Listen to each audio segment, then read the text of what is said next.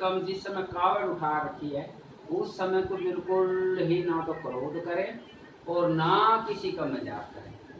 ये बात ऐसे सत्संग में मैंने माता लोगों से कई बार बोल रखी है। जब हम व्यवहार से बोलेंगे तो हमारे मुख से सुगंध निकलती है और जब हम बिना व्यवहार से बोलेंगे दुर्गंध निकलती है। तो जब हम बिना व्यवहार से चलेंगे बोलेंगे करेंगे तो वो दुर्गंध हमारे वो जल के ऊपर, वो गंगा जल के ऊपर, ऐसा हम धूप बत्ती कर रहे शुद्धता के लिए, तो वो उसके ऊपर अंतर डालेगा। बिल्कुल कटु सत्य और सब झूठ हो सकती है लेकिन ये सत्य बात है।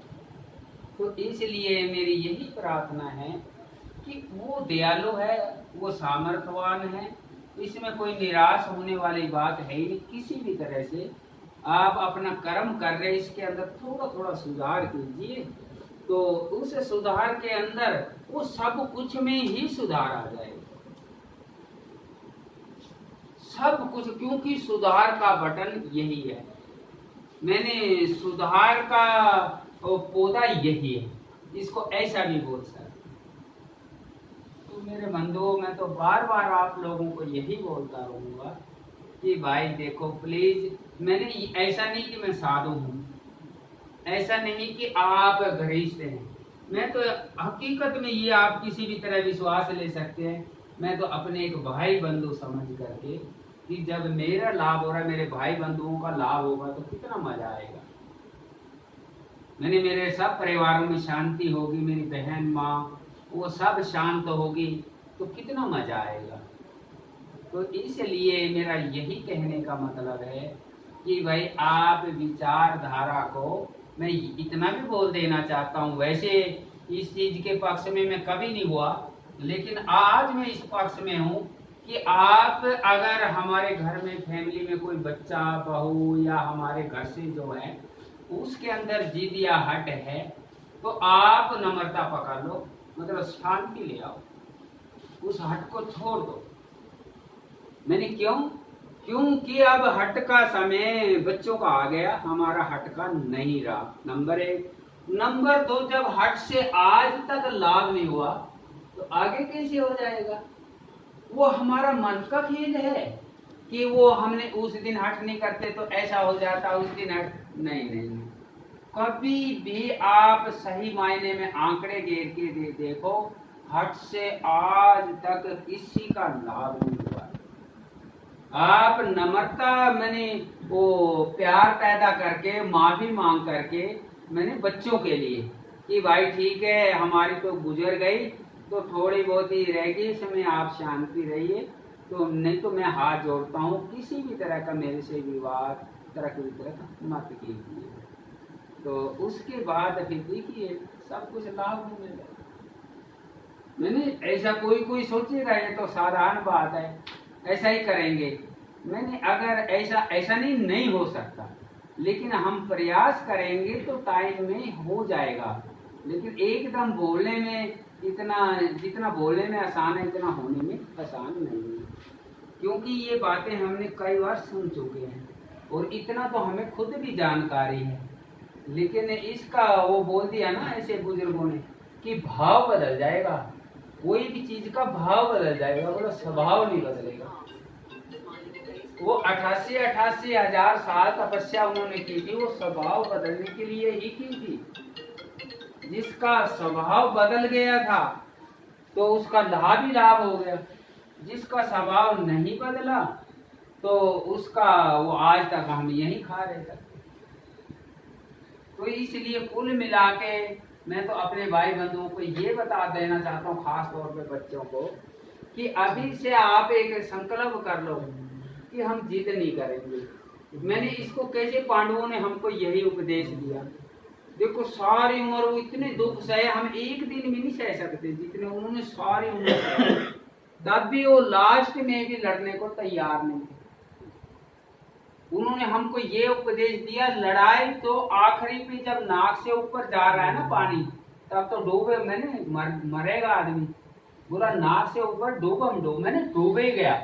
उस समय करते थे पहले लड़ाई। आजकल हम थोड़ी सी बात के पीछे लड़ने मरने को तैयार है, चाहे घर हो चाहे बाहर हो। तो तब तब कैसे लाभ होगा? तो इसलिए ऐसा संकल्प करो कि ना तो हम किसी से विवाद करेंगे, और हम जब इतनी मेहनत करके जा रहे, अभी आप किसी भी बुजुर्ग से पूछ लो, बाहर दोस्त है जो चाचा है कि भाई किसी का लाभ हुआ हो तो बता दो, मैंने ऐसे से, किसी का नहीं हो तो आप लोगों का कैसे हो जाएगा? तो इसलिए मैं यही प्रार्थना करता हूँ कि इस जीवन का लाभ मैंने इसमें है कि शांति का कोशिश मनन करो खूब। वो गुस्सा इतना जल्दी नहीं जाएगा, लेकिन मनन के बाद कंट्रोल हो जाना ही काफी है, वो खत्म नहीं होगा। कंट्रोल हो जाना ही बहुत बड़ी बहादुरी है, क्योंकि वो कंट्रोल किसी का नहीं, इतने से बच्चे से कंट्रोल नहीं हो रहा आजकल, और यही कारण है वो तो शांति नहीं। तो मेरा कहने का यही है मेरे बंधुओं, बार बार कितनी बार भी बुलवाओ आप, तो मैं तो ऐसा भी बोलता हूँ कि जो बुजुर्ग हैं बच्चों के सामने 10-20 मिनट बैठ जाओ चुपचाप, क्योंकि जिस समय देख रहे बच्चे आ रहे भलाई भजन नहीं कर रहे, तो पूछे आके दादा दादी क्या कर रही है, दादा क्या कर रहा है, मैं राम के नाम दे रहा हूँ, मैं भगवान के नाम ले रहा हूँ। हो सकता है कल वो सत्संग सुन के सोचे हमारा दादा लेता था तो हम भी ले रहे, तो ऐसी से कोई संगत में अंतर पड़ जाए।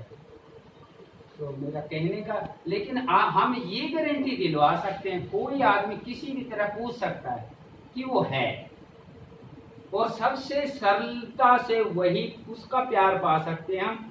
मानुष का प्यार पाना बहुत कठिन है, लेकिन उसका प्यार हम व्यवहार पे रह के बड़े आराम से पा सकते हैं। मैंने एक दोहा में लिखा हुआ है, एक विचार के अंदर, नहीं नो प्रॉब्लम, ऐसा कुछ नहीं, तो मैंने वो उसमें क्या लिखा हुआ है, स्वाद नहीं किसी का मोहताज। मैंने मनन करो, स्वाद नहीं किसी का मोहताज, चाहे आप 1000 रुपए किलो कोई चीज लेके आए हैं, खाने की, पहनने की, सोने की, कुछ भी, और चाहे 1000 रुपए लगा करके या 10,000 रुपए लगा करके, लाख रुपए लगा करके कुछ लेके आए, गारंटी नहीं उसमें स्वाद आ जाए। बोलेगा ये थोड़ा ऐसे हो गया, नहीं तो बढ़िया था, थोड़ा सा ऐसा मिल जाता बढ़िया था, थोड़ा सा ऐसा डल गया नहीं तो बढ़िया था। मैंने वो कभी भी प्रैक्टिकल करके देख ला, स्वाद नहीं किसी का मोहताज, लेकिन आनंद का जरूर आपके हाथ में है साजबाज। आनंद हर कोई पा सकता है, भगवान का प्यार को बोलते हैं आनंद, वो हर कोई पा सकता है। मैंने व्यवहार से रह करके, उस पर कोई खर्च भी नहीं आता, बड़े आराम से पा सकते हैं। तो इसलिए मैं तो कितनी बार भी आप बुलाओ, मैं यही बोलूँगा, जहाँ आप इतनी मेहनत कर रहे, इस संघर्षशील जीवन के अंदर इतना टाइम निकाल रहे, मैंने इस उम्र के अंदर इतना उनके नाम पे चल रहे, तो थोड़ा सा प्रयास और करो, तो फिर देखो तब लाभ ही लाभ हो जाएगा। बोलो बाबा भोलेनाथ।